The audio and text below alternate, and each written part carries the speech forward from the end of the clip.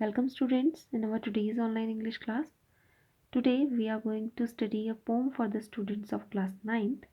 The name of the poem is The Snake Trying, written by W. Ross. As the title suggests us, the poem is about a snake.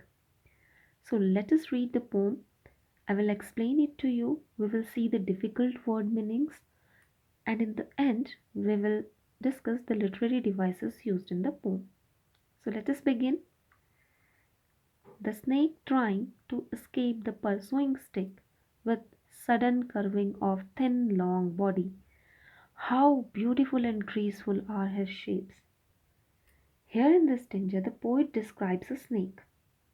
He says the snake is trying to escape from someone who is chasing it with a stick.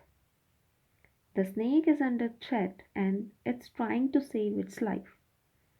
He further says when it runs, its thin and long body forms beautiful curves. The poet fell in beauty of snake and he had also appreciated the moves and shapes of the snake. Let's see next stanza. He glides through the water away from the stroke. Oh, let him go over the water into the reeds to hide without hurt. Small and green he is, harmless even to children. Here, reeds means water plants. In this stanza, the poet describes that the afraid snake is making its way into the water. The poet requests not to harm to that beautiful snake. He says, let it go without hurt. The snake is small and green, which is harmless even to the children. He further says that allow it to go and hide itself into the water plants. Let us see the third stanza. Along the sand he lay until observed and chased away, and now he vanishes in the ripples among the green slim reeds. Here, ripples means water currents. So, here in the stanza, the poet says that the green snake was lying along the sand until it was chased by someone. When someone started chasing it, the snake moved fast. It slithered through water currents and hid itself into the water plants, and thus it saved its life.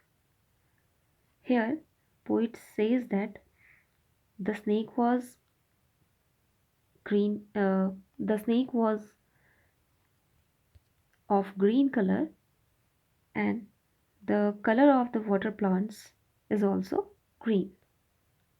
So that's all for the explanation. Let us see the literary devices of the poem. First of all, we will discuss the rhyme scheme of the poem. So, here in this poem, there is no rhyme scheme. The poem is written in free verse. Next literary device which is used in the poem is transferred epithet. What is transferred epithet? When a noun followed by an adjective and it describes some another noun, that is called transferred epithet. So here in this line, pursuing stick, transferred epithet is used because a stick can't chase anyone. It can be held by a man. Then the man can chase someone. So here pursuing stick describes a person. Next, literary device is imagery. When the poet talks about snake, he says the snake trying to escape the pursuing stick with sudden curving of thin long body. When we read this sentence, an image creates in our mind. That is called imagery. Next poetic device which is used in the poem is alliteration. What is alliteration? When a consonant sound repeats in two or more than two nearby words, that is called alliteration. So here, he is harmless. Her sound is repeated in nearby words. So here is alliteration. So that's all for the day. Thanks for watching the video.